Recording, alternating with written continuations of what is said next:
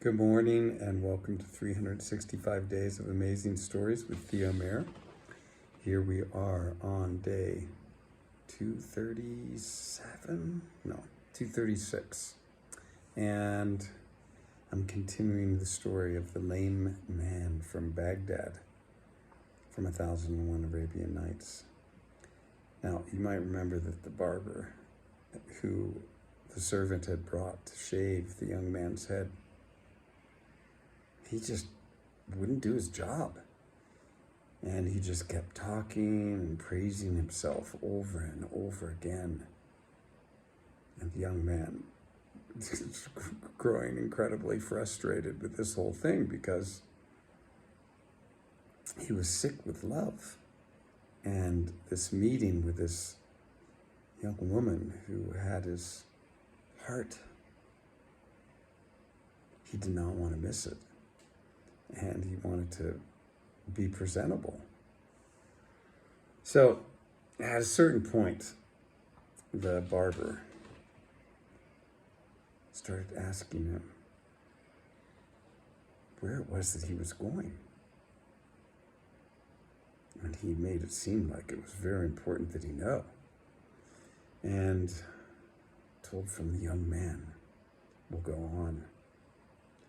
I got so frustrated with the barber. He kept asking me where I was going to go. And at one point, I tore at my clothing. And he said, haste is of the devil. Why are you in such a hurry? There's nothing to be in a hurry about. He began to lecture me about how I should be content with the way things were unfolding, and that he started to talk about his worth and how obviously I didn't understand or know his worth. He was such a wise man, and I should be so thankful that he's there in my presence. He went on and on, asking me where I was going, why I was in such a hurry, and that my father would have consulted with him before doing anything at all. He picked up his razor and he came over as if to shave my head a little bit, and then he dropped his razor. He grabbed the astrolabe out of his bag and went back outside and looked at the sun with it. When he came back in, he said, there are exactly 3 hours left before noontime prayer. Now, you must tell me exactly where you are going, because I am worried about you. There is a right time for certain things to happen.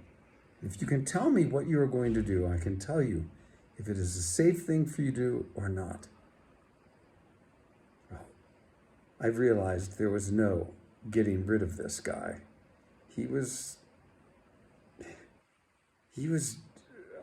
going to be with me no matter what.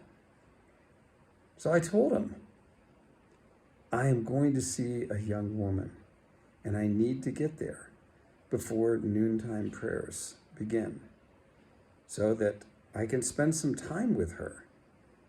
That is where I'm going. So please, get on with it and shave my head, for I have a party to go to as well. Well, when the barber heard that I was going to a party, he stopped and exclaimed, blessed day. I am so glad that you have said this, because I'm remembering now that I offered to have a number of my friends come over, that I would host them for a meal and merrymaking afterwards. And I must be prepared. Well, I thought to myself, this might be the way to get rid of him. I said, listen, I have plenty of things here. Take all that you need from here so that you can feed them. And that way, get done with your job immediately. And then take what you need. What would you give me? Said the barber. For I must know what you will give me so that I can let the people that are coming know, my invites, what they will have. Well, I have 3 roasted chickens and a roasted lamb. I have many dishes, curry dishes with vegetables. I have desserts on platters. All this you may take with you. Well, let me see them so that I know what I'm getting. So I called to a servant and I had them bring each item in one by one so that the barber could see what was there. The barber said, "Oh, thank you so much. This is exactly what I need." And then he said, "But though the food is great, there's no wine." I said, Fine. And I called my servant. I said, "Go get the 2 flagons of wine. Bring them." So my servant brought the wine that I had, and he set it down there with the food. The barber was like, "This is great. Thank you so much. Thank you. But there is still one thing missing." "Ah," I said, "what is it? Let me know what it is so we can get on with this." "Where is the incense and perfume?"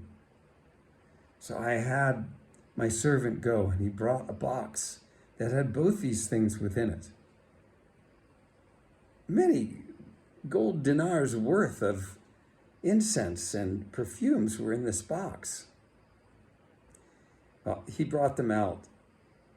And I said, "Here, just take the entire box." And the barber said, No, I must see what is in them. I must see what's in the box."